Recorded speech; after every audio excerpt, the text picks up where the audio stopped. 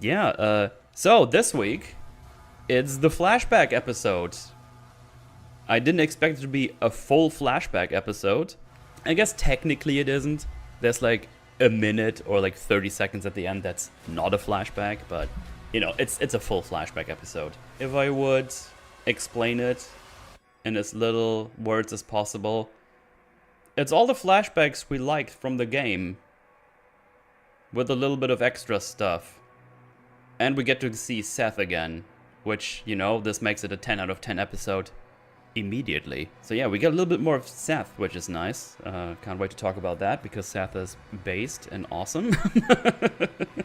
But yeah, no, all jokes aside, it might be the best episode of the bunch, I think. Actually, I'm pretty sure it is, because it's just the scenes we liked from the game, and then a couple of extra things that are 100 times more interesting as a conflict than everything they showed us before. And we get a new scene right at the beginning, which is a flashback of Joel, of all people. We're going back to Joel's childhood, or teenage days, I should say. Apparently Tommy got in trouble because he was trying to buy some drugs from some guy, and he was trying to screw him. And Joe's like, don't worry, Tommy, I got you. I'll be taking the blame, because their dad is a bit abusive. He likes to punch him, and as Tommy says it, he's gonna beat the shit out of me. The dad comes back home. He's a police officer, a cop, and tells him, all right, tell me what happened. I'm back on patrol in 30 minutes. What's going on? And Joel basically just takes the blame that he was trying to buy pot from someone and it got bad, blah, blah, blah. And he's like, well, stop bullshitting me. I talked to the kid of the other people, and I know it was Tommy, so why are you talking bullshit? Just tell me the truth. And he basically like, well, I'm not gonna let you beat him up. Like, you know, it's not gonna make it better. And then the dad tells him about how their granddad beat the ever-living shit out of him that one time, because he got in trouble in school, and he was picked up, and then he punched him so hard that he broke Joel's father's jaw. And he had to wear like a thing for 2 weeks, and was very embarrassing. And the question obviously is then, why are you doing it if you know it doesn't really, it's not a good thing, like, you know, if it's gonna hurt your family or whatever. It's like, well, I don't know, I did hit you both, maybe even a little too hard, but you know what, I did a little better than my dad did, because I never hit you this hard. All I can do right now, just do a little better, and hope you will do a little better in the future as well. And then he leaves, and that's like a little flashback for Joel. I mean, it's a good scene. Like, I don't mind it at all.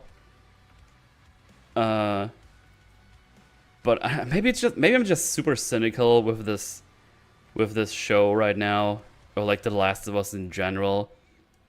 Because I was just like, oh, yeah, I mean, it was fine, I guess. Like, it was pretty good. But, man, I was just like, oh, look, Joel, the cycle of violence. Do you get it? And I was like, yeah, I get it. Again, it's a pretty good scene, I think. I don't want to, like, downplay it or something. But I'm just like, it's fine. I get it. I get it. It's okay. Like, I understand cycle of violence. I know what you're trying to tell me, but you've been telling it pretty poorly.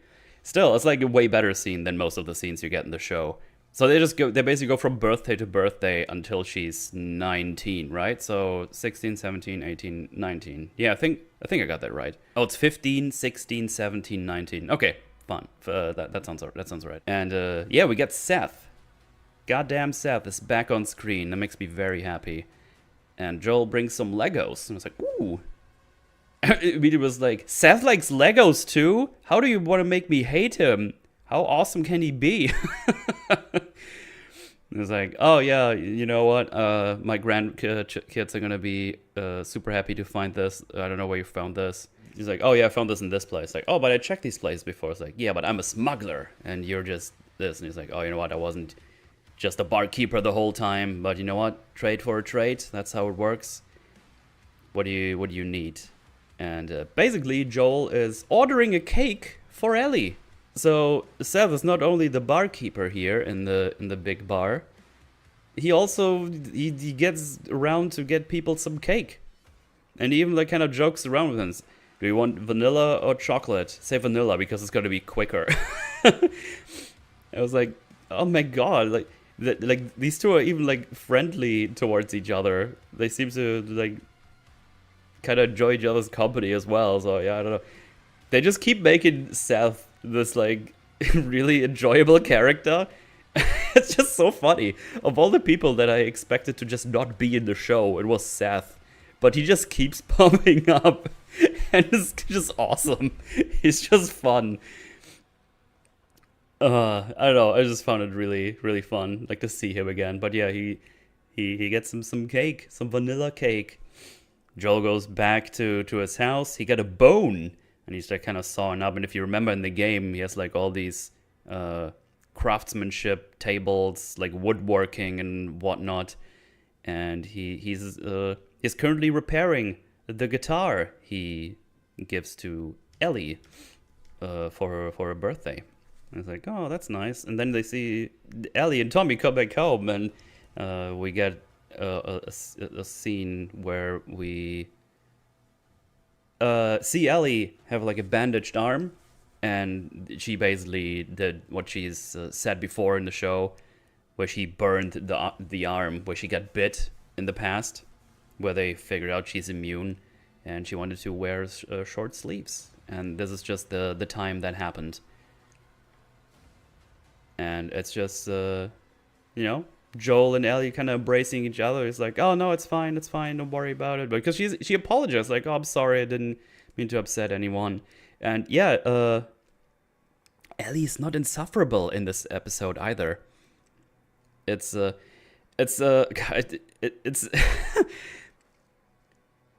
it's crazy how I just recently talked about Pedro Pascal fatigue.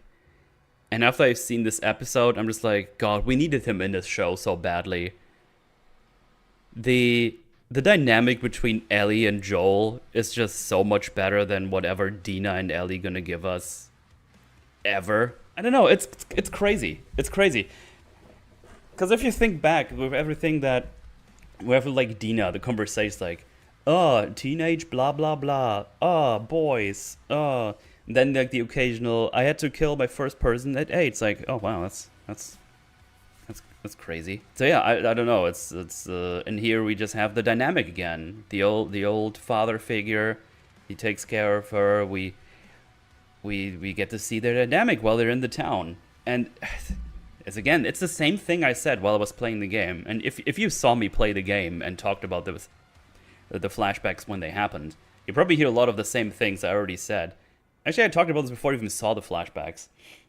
We should have had all these scenes where we see them talk to each other after what happens with the fireflies and whatnot. Just show us what they're doing in the town. See how the people react to them. See what they're up to. Just see them, be together and have like this father-daughter relationship, which is clearly there, of course. But no, it's just... They just went straight to the golfing, pretty much, and crazy action stuff, and it's just really lame. When she wakes back up from the painkillers, she gets down to the kitchen and she sees, oh, it's there's the cake, and he's a little bit upset because Seth or whoever made the cake. I don't know if Seth made it, but I think he says, let's see if Seth's baking is better than his writing, because it says happy 16th or 15th birthday. Eli, not Ellie. So he forgot an L, which is kind of funny. It's kind of enticing. So yeah, it is indeed a bigot cake. We got a big old bigot cake by the Sethster. So yeah, Seth can also bake. So if you need any more reason to like him, he can also bake. Seth is just... I feel like Seth is the... Seth is the core of the whole settlement. What can't he do? Like, he's just good for anything. It's fun. But yeah, and they just have a little fun moment. She immediately goes for the cake. It's like, yeah, it tastes great. She just goes in there with her hands. And yeah, she just gets to be a normal kid for a little bit. And you know what? That's just this is a thing I would have shown from the get-go in season 1. It's like, here, she gets to enjoy her time a little bit. And then as she gets older, she tries to figure out what happened with the fireflies for real, all that stuff. There's so much stuff you could have done with the story, but the way we went is completely different, of course. In any case, he gifts her the guitar, and because we all love it so much, we get another guitar scene, but now it's Joel. Yay. And he sings. So yeah, there you have that. Yeah, just a nice little wholesome scene. I don't mind it at all. It just shows me what we could have gotten versus what we do get, or we already got, I guess, because we are currently doing flashbacks. Right after this, we get the museum flashback scene. Fantabulous. That's the best part in the game. Where we just see these two interact, and it's pretty much 1-for-1, just shorter than in the game. You don't go through the whole museum with those two. But we have the big dinosaur. We have them look at the planetarium thingy in the middle of the museum. She doesn't jump into the water like I did in the game, which was disappointing, but understandable, I guess. And yeah, they just kind of go around. We have the big spaceship. They do the thing with the headphones, where he found like the launch sequence and the chatter of it, and she gets to listen to it while they're sitting in the spaceship. And I'm pretty sure the dialogue is basically 1-for-1 from the video game. And didn't have a problem with it in the game, don't have a problem with it here. I think we should have gotten all of this in the beginning. Just in the beginning. Just have 1 or 2 episodes where we get to see them do stuff in the settlement, put some of these flashbacks in there, and then we can still go with the whole whatever we did now. Still bad. Preferably we would go with a completely different story right after this, of course. But I think this would have all, like, immediately, if you would have put something before, like, something like this, if you would have put something like this, where we see what they're up to before all the golfing stuff happens, I think this would have cushioned a whole lot of the backlash they got. I mean, it would have still been stupid, 100%, but I think the backlash wouldn't have been as bad. At least that's what I believe. I could be wrong. Yeah, that's basically, that's the scene. And then there's like this weird scene where she basically just had the best day of her life after, and then she sees some fireflies during the day. Are fireflies like not like, I mean, like the insect, the fireflies. She sees like a bunch of fireflies flying around. She looks at them and it's like she's thinking about, it's like, maybe he's bad or so. Honestly, I don't really know the fuck that's supposed to be. I'm also not entirely sure. Maybe someone can tell me. Do fireflies even hang around during the day, or are they just dormant? I actually don't know. It was just weird that this was here, because she looks like they're like because there was a bunch of things like, oh shit, what did she see there? And it's like, no, they're just. I guess the argument is that they're near end of the day. Maybe, yeah. It's not like super bright. I do wonder how the tone of the story would have changed if Joel could only play Ramones songs on the guitar. Yeah. Well, we jump 1 year further, the next birthday, and this time we got a chalky cake. Nice. A bigot chalky cake. And it says Ellie this time. But this time, Ellie is screwing around with a girl. Did you know Ellie was gay? So this one is a bit funny, because the like Joel comes back home early to surprise her with like a cake for her birthday, and she gets like a tattoo and she's screwing around with a girl. And the way they make him say it almost sounds like Joel's a little bit homophobic himself, which is double funny if you consider he's friendly with Seth. It's like they formed a group in the settlements, like, They're turning the frogs gay. But yeah, no, it's just really funny because the way it sounds like you're getting a tattoo. I got you some cake, and you screwing it up with a girl. Drugs and tattoos and sex, experimenting with girls. Well, you make him say it this way, like it's so weird. Seth is red pilling Joel. It's very much a father is upset with teenage daughter scene, you know? Like she's 17 now, 16, sorry. Smoking drugs, screwing around with a girl, getting a tattoo. It's like all these things like, you're such a renegade. But it just sounds so weird when he says like, are you screwing around with a girl? A little bit further in the scene, Ellie checks out the garage. So this is where she decides to move into the garage. She actually starts moving the mattress down there, and Joel's like, you can't go there. Like, there's no heating and anything. Like, it's ridiculous. She's like, okay, fine. And he's like, okay, you're getting older. Maybe you need your own space. So at least let me fix up the place before you move down there. But yeah, they're not like super beefed with each other. It's like very much like a parent versus the child kind of dealio. And then he looks at the tattoo. It's like, oh, you know what? It actually looks pretty good. You know, it's fine. And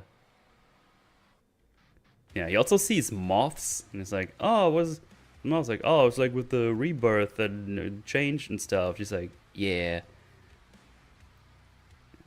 But he does realize it's like, oh yeah, teenage daughter, a little bit annoying, I guess. And then we see the psychiatric lady again. He just walks into like a restaurant they have where they have lunch. And that's where he asks about the moth, and it's like, oh, moth, that's like the rebirth and stuff and change. It's like, no, that would be a butterfly. And it's like, oh, what's moth then? Oh, it's mostly death. So yeah, he's a little bit worried now, obviously. Also, didn't expect the psycho lady to be back in an episode or flashback. It's just kind of interesting. It's like characters that come back that I'd never expect to just see again. But yeah, she moves into the garage. And then we go 2 years later. Well, I guess for a while she has been thinking about the firefly stuff and if Joel has been telling the truth. And it's like, oh, how come they didn't notice these raiders when they saw us all the way out? And how come you were able to carry me out there when everybody got killed by raiders? It all doesn't add up, which I guess in theory is a more interesting way to maybe make her realize that it seems kind of unlikely that it happened that way. But unfortunately, Joel at the end just takes the whole scolding again like a little puppy when we get there. So it's like, again, it's like something I probably would have done in a similar-ish way. Her realizing as she gets older and then starts to question him at some point. And then they have a discussion about it, why it happened. And, well, like, I guess they do, but the way it happens is not great. Anyway, she's now ready to be in a patrol. He picks her up for her first patrol. Yeah, I know, they just kind of go around the patrol, and at some point they get a little call on the walkie-talkies, on the radios, that the other patrol with Eugene is in trouble, and they have to check it out. So they ride their horses there nice and fast, and they realize, oh, we need to do a little hike, because that's going to be faster than going around on the horses. And they find Eugene. Well, first they find a guy on a horse that gets dragged by the horse through the dirt that is dead. Don't know who this is. We never see him again, and they never go look for him, which is kind of funny because later on they drag Eugene's corpse back home, and they just leave the other two horses here as well that they had. So that was a bit weird. Anyways, they do find Eugene. You know, I think in the game he was like this Vietnam vet even. Like he was like the guy who did like all the drugs and whatnot. But yeah, we now get to see why the psychiatric lady is so mad with Joel. Because here we find Eugene and he's been bitten. I was like, ooh, I guess this is now the scene where he has to get shot because obviously he's been bitten. Keep in mind, Ellie is here on her first patrol. And she's kind of upset with everything. Because Eugene says, oh, yeah, oh, man, probably have like an hour or more or so. So you can just, you know what? I just want to go back home. I want to say goodbye to my wife. And I need to hear from her for me. And Joel immediately says, like, we can't do that. Obviously, we can't do that. That's super dangerous. He could turn at any moment. They might think he has like an hour left, but it's not how it works, man. Can't do that. But we have Ellie here, and Ellie, on her first patrol, gets to see this immediately. A guy that begs for just saying goodbye to his wife. And Ellie does the thing, it's like, hold down your hand and count to 10 slowly, you know? The way they did it with her back in the day. And I guess the reasoning here is that she saw a couple of other people maybe do the same thing, and if they can still count to 10 without shaking, they got time. I was like, see, you got time. And Joe's like, oh, okay, fine.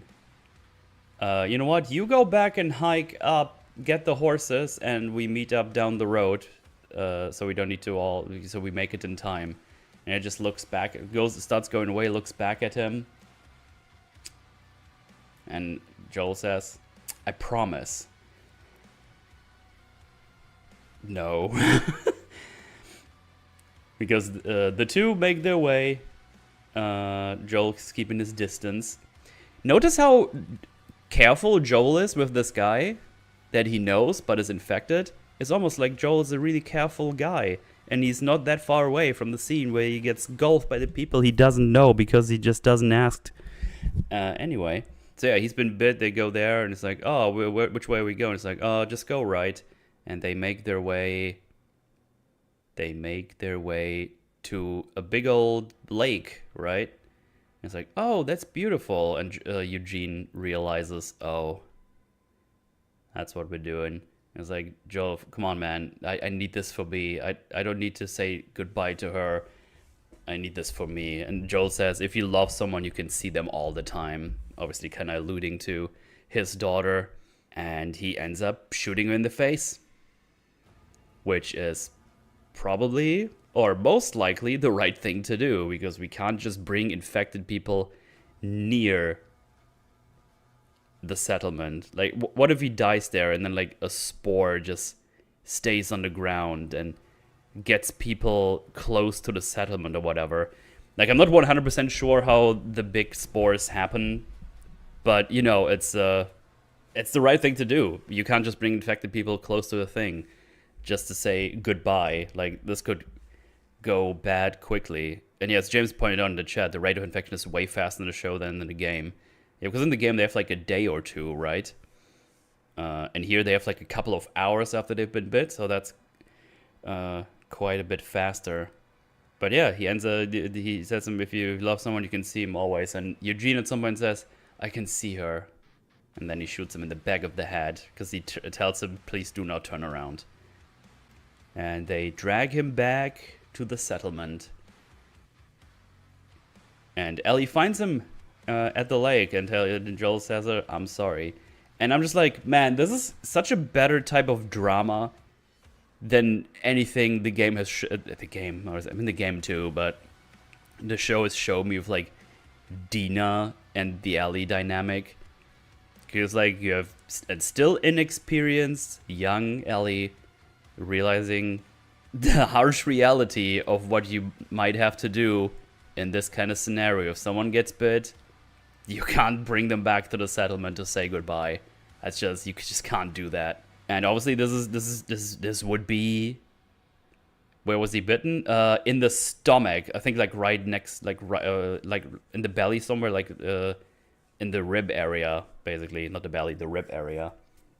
I was like, man, they could have talked about this and have all the conversations and the other people who need to deal with this, because is that Joel tells Alice like, hey, we had no choice. This is what we had to do.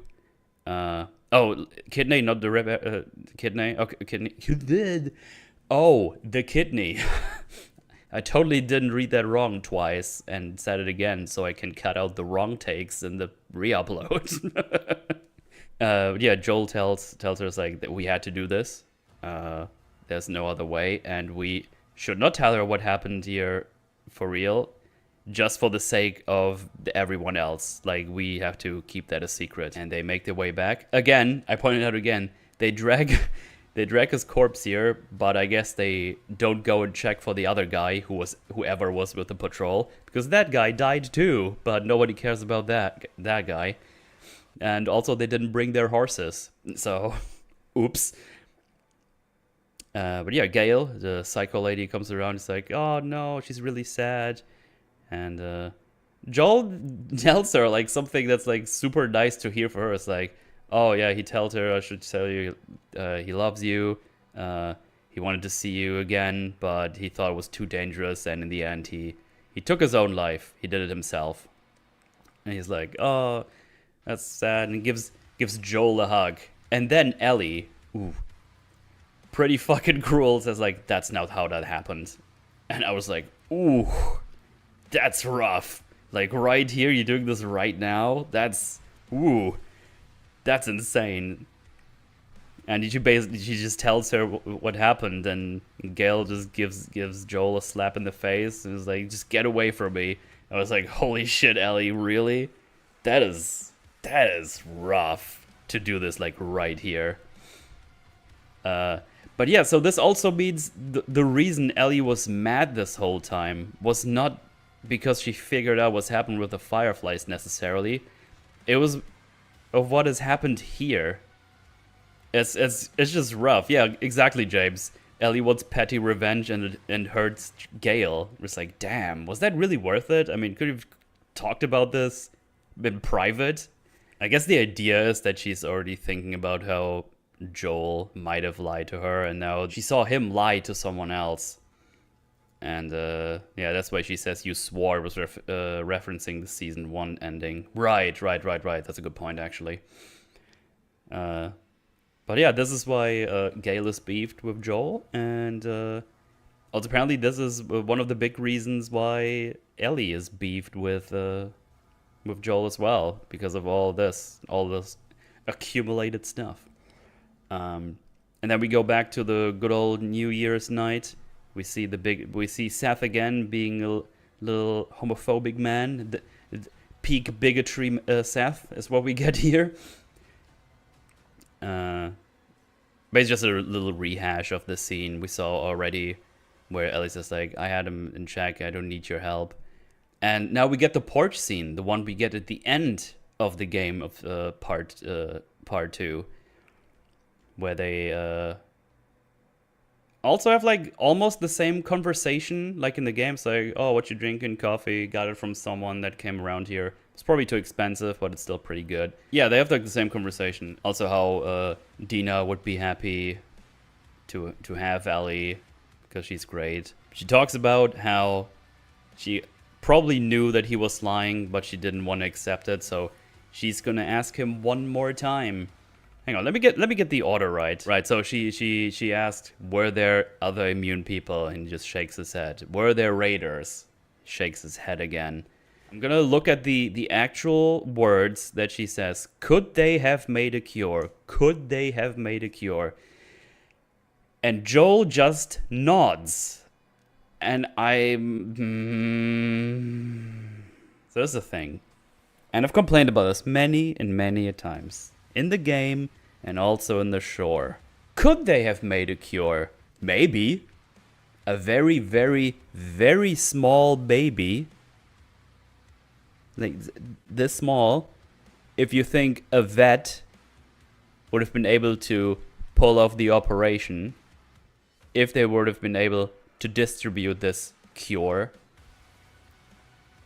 if there would have been a reason to assume they would actually be able to make a cure even if the operation would have worked. Also, again, never addressed that Ellie was not asked for consent of any of this. As far as she knew, she was just there to get some scans or whatever, not to just be put to sleep and killed. This is never addressed. And in the show, they even say they didn't tell Ellie that she's gonna die.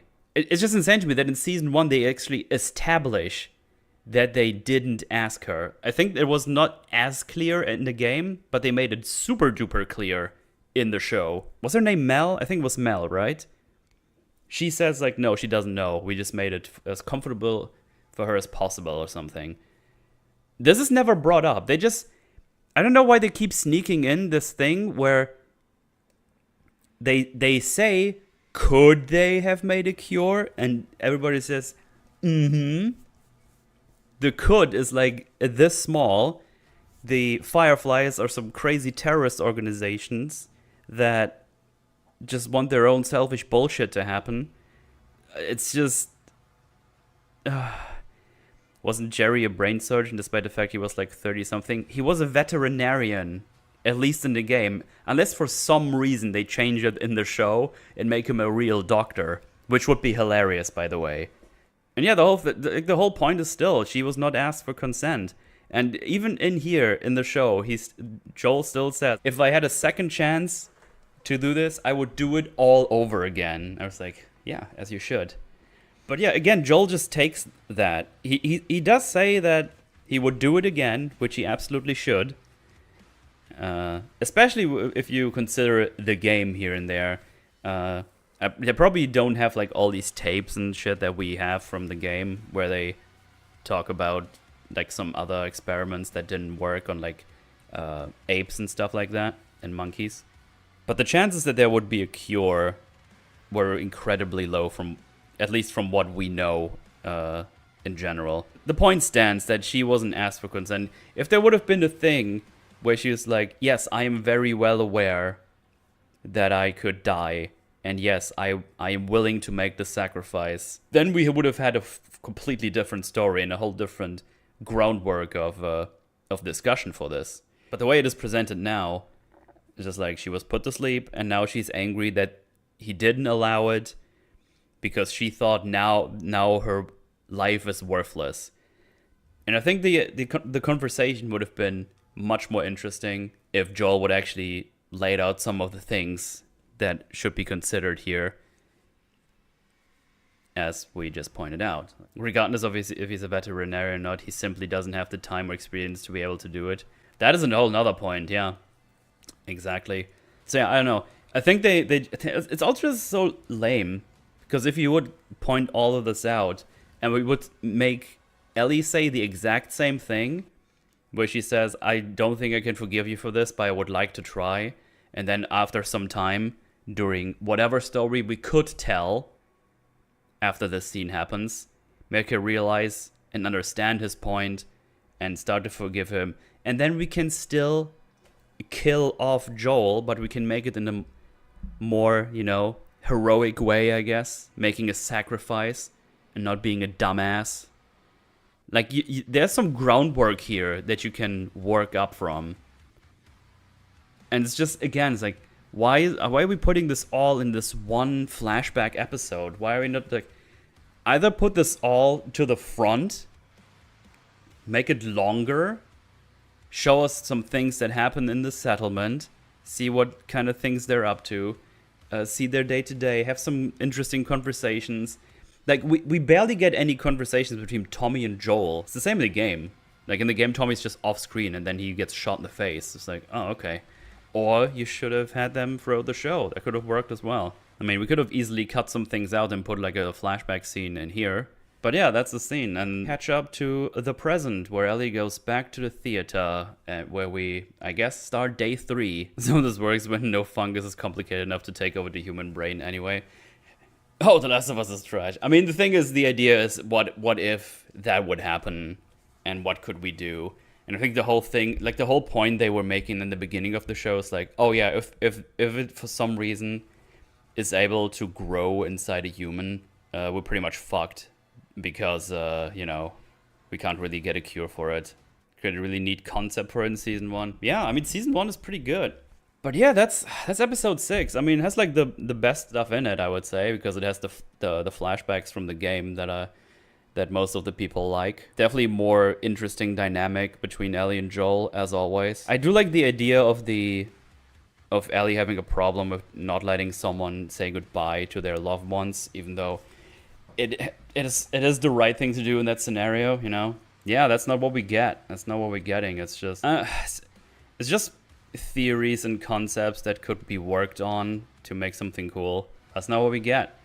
So now next episode we get day 3, which is not that long in the game either, so we're just gonna wrap that up there. And then we're free of The Last of Us for a while. And I'm excited about that because then I can go watch Andor. How many more episodes?